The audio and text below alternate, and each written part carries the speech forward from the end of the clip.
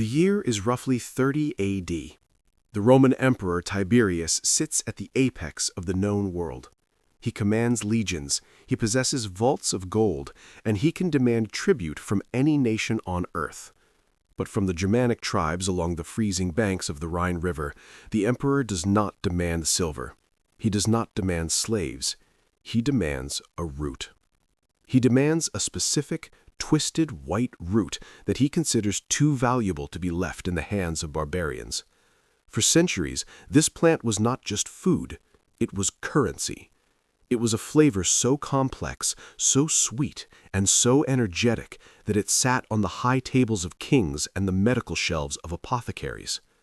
But if you walk into a modern grocery store today and ask for it, you will be met with a blank stare. It is not on the shelves. It is not in the seed catalogs.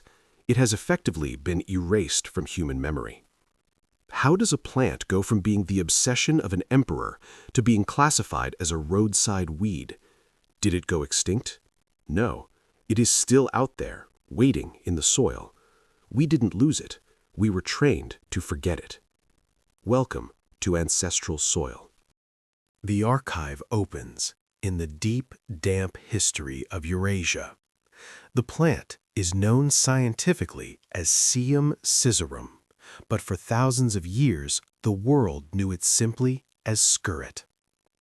To understand why this plant was revered, you have to understand the world before industrial sugar.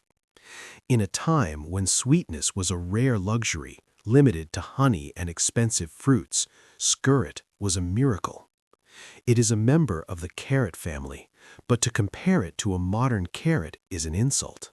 A carrot is watery. Skirret is dense. Historical records describe the taste as a revelation. When roasted, the white roots don't just soften, they caramelize. They possess a flavor profile that sits somewhere between a roasted chestnut, a parsnip, and pure cane sugar. In the great banquet halls of Tudor England and Renaissance Europe, this wasn't a side dish for peasants. It was the chronicle, the sugar root, prepared with butter and pepper for the nobility. But the ancients valued Skirret for something far more important than flavor. They valued it for power. Unlike the watery vegetables we consume today, Skirret is a powerhouse of energy. The herbalists of the 16th and 17th centuries, men like John Gerard and Nicholas Culpeper, didn't just list it as food, they listed it in their medical texts. They described it as restorative. It was known to comfort the stomach and ignite the appetite of those who were withering away. It was, in essence, a primitive form of high-octane fuel, a survival crop that provided dense, complex carbohydrates and medicinal compounds in a single, frost-hardy package. It was the ultimate comfort food, capable of turning the harsh cold of a northern winter into a source of warmth and vitality. For nearly 2,000 years, Skirret was the king of the root cellar. It was the sweet guarantee of survival. So the question screams to be asked, if it was delicious, medicinal, and loved by emperors, why did we stop eating it? The answer is not a failure of nature, it is a crime of industry. So what killed the Skirret? It wasn't a plague. It wasn't a change in climate.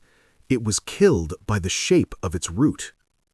When the Industrial Revolution swept across agriculture in the 18th and 19th centuries, the priority of farming shifted. We stopped growing food for taste and started growing food for profit. The new god of agriculture was efficiency, and its prophet was the machine. Enter the potato. The potato is round, smooth, and uniform. It rolls down a conveyor belt. It tumbles easily through an industrial washer. It fits perfectly into a crate. The potato is a factory worker's dream. Now look at the Skirret. It is wild. It grows in a tangled cluster of roots, twisting around each other like fingers on a hand. It clings to the soil. To prepare Skirret, you have to separate the roots. You have to wash the dirt from the crevices. Sometimes you have to remove a thin, woody core. To a machine, Skirret is a nightmare. It jams the gears, it resists the assembly line.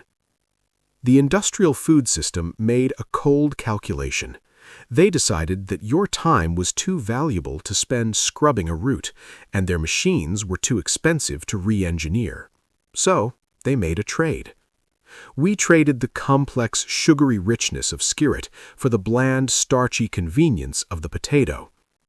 But there is a darker layer to this erasure. Skirret is a perennial. You plant it once, and it comes back year after year. It multiplies. A single plant can feed a family for a decade if managed correctly. The modern seed industry thrives on annuals, crops that die every winter, forcing the farmer to return to the market, wallet in hand, to buy seeds, fertilizer, and fuel for the plow every single spring. A plant that feeds you forever without demanding a transaction is not a product, it is a threat to the business model. Skirret was too independent to survive in a dependent world. But biology does not care about business models, and when we look at Skirret through the lens of modern survival science and botany, the ancients are vindicated. First, let's talk about energy density. In a survival situation, or even in a health-conscious diet, you don't need water weight, you need fuel. Modern analysis confirms what the Roman legions knew. Skirret is a calorie-dense carbohydrate source. Unlike the modern carrot, which has been bred to be large and watery, Skirret remains compact and concentrated. It is high in natural sugars, providing immediate glucose for the brain and complex starches for endurance. Second, consider its resilience. This plant is a member of the Apiaceae family, a cousin to the carrot and parsley, but it possesses a superpower they lack: extreme cold hardiness. When the temperature drops and the ground freezes, a potato turns to mush, it rots, but Skirret engages a biological defense mechanism. As the frost hits, the plant converts its stored starches into sugars to act as a natural antifreeze. This means the colder the winter, the sweeter the root. It doesn't just survive the ice, it weaponizes it to become delicious. Yale University and agricultural researchers are now looking at perennial crops like Skirret as the future of regenerative agriculture. Why? Because its permanent root system anchors the soil, preventing erosion. It sequesters carbon. It doesn't need the violent destruction of the plow every year. Science tells us that we threw away a plant that heals the soil, withstands the frost, and feeds us with high-energy sugar simply because it didn't look good on a conveyor belt. We optimized for the machine, and we starved our soil. So, how do we take back what was stolen? How do we resurrect the emperor's root in our own backyards? The reclamation begins with understanding the nature of the beast. Skirret is not a delicate flower, it is a survivor, but it has one requirement: water. Its Latin name, Sium, whispers of its origins near riverbanks. Plant it in soil that holds moisture. Give it the drink that the dry industrial monocultures deny it. You can start from seed, but patience is the currency here. The first year it builds its fortress underground. By the second autumn, the magic happens. Do not harvest it in the warmth of summer. That is the mistake of the amateur. Wait. Wait until the winds turn bitter. Wait until the frost has coated your garden in white. Remember, the cold is the catalyst. It is the key that unlocks the sugar vaults within the roots.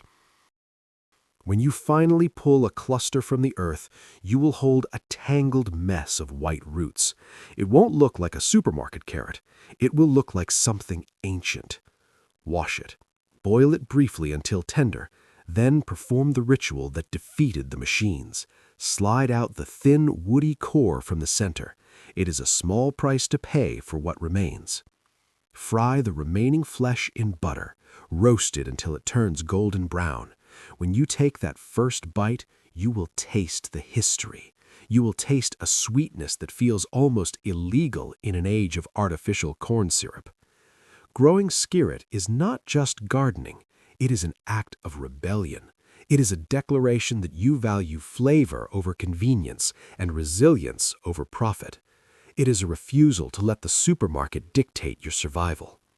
The Roman Empire fell. The industrial machine is cracking, but the Skirret remains, waiting in the soil for someone with the wisdom to dig it up. The knowledge is not lost.